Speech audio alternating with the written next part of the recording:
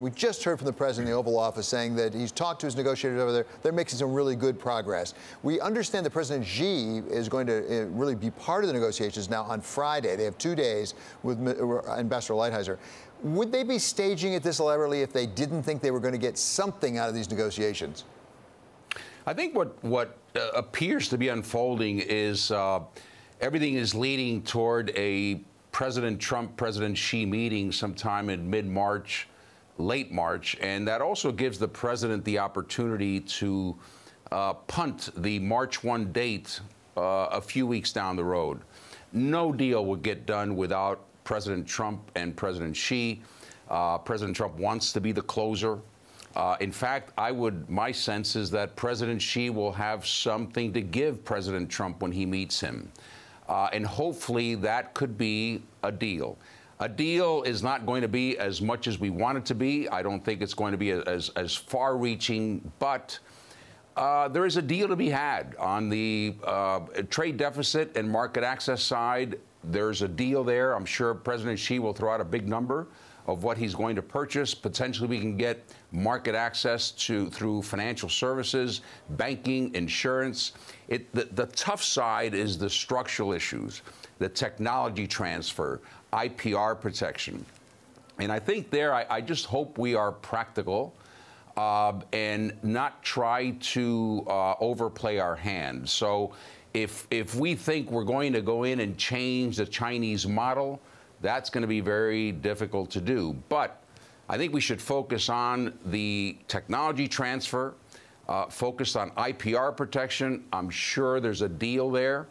Of course, the challenge will be is enforcement and monitoring, and that will also be, and I'm sure that is a subject of negotiation happening as we speak. So as I understand it, the Chinese already have a statute or a bill that's pending that they're working out on technology transfer. They say, we're working on this. It takes a little time to get it done. We'll get that done. Let's assume they get that done. Let's assume they come up with a deal with the president. Will it make a difference in the real world, or will it be more window dressing? Well, I think that's the part where we will have to see, and I think that's why the president will want to have leverage. And it's very likely that he will keep the tariffs that we have in place today.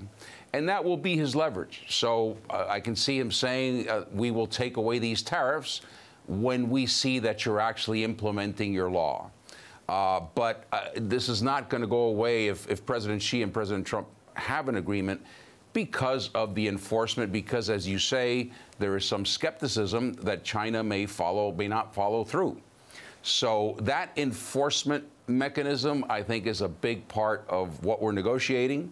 The wording will be very critical. But, David, for the first time, I feel that there is a deal here if we can just temper expectations somewhat. We are not going to get everything done in a deal that's negotiated in 60 days. Let's turn now to a different deal, and that's the deal that has been negotiated with respect to keeping the government open, fully open, and you can call it a wall, you can call it a barrier, whatever you want to call it, down in the southern border. What is being accomplished? Let's assume this deal goes through, it gets signed. What has been accomplished at the end of the day? You know, David, not much. I mean, you know, the wall is a tactic. It's not a policy. This is not our immigration policy has to be a lot more multidimensional than building a wall. But it is a pet project for the president. He wants it. He promised it. And I don't think he's going to give up after getting the $1.3 billion, which is less than what he could have had during the last shutdown and a lot less than what he could have had in the previous deal. So it's unfortunate because he will continue to insist the only way to control immigration will be by having laws that enable the private sector to hire the people they need in order to continue to be in business. Right now, our laws don't allow that. So businesses have to bring in people illegally or shut down. And, you know, we're seeing family farms move to Mexico and R&D centers move to Canada. It's going to hurt our economy eventually. So it's not about the wall. It's not about the refugees. It's about having a sensible immigration system that serves our economy. So as I said in the introduction, you ran the Kellogg Company. You ran a big company. And we don't think often enough about the costs on business, on employers of our immigration policy. And yet we've been talking about this forever. We never get it done. What's the real problem here? Why can't we as a country? By the way, under both Democratic and Republican administrations, we don't seem to be able to get that done.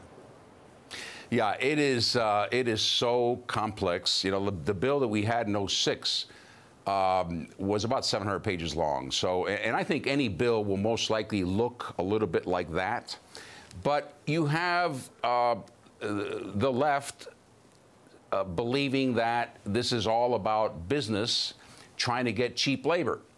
And the right wants enforcement. They want very tough laws, things that will be very difficult for the Democrats to accept.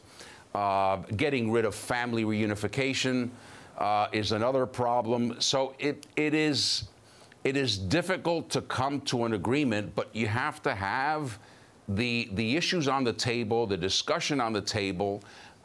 We've talked about things like let's get some skills immigration, skills-based immigration. We can do that. We can do that and keep family reunification. But we need to recognize that immigration is important. And Carlos, just in the short time we have left, what about the USMCA, that successor to NAFTA? Is it going to get ratified by Congress, in your judgment? Well, you know, it's messy because Mexico and Canada will not ratify it until we take away tariffs on aluminum and steel, something the president has not done for anyone. So that's one factor. Democrats are criticizing the pharmaceutical aspects of this bill, of the USMCA. The patent protection has been increased by 2 years, so it's 10 years, and the TPP has 8 years.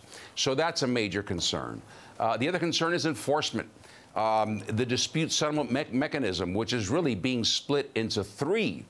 And then labor standards in Mexico and a way to monitor it. So this could get extremely messy. And, you know, and if the president decides to withdraw from NAFTA first, that will make it even more difficult.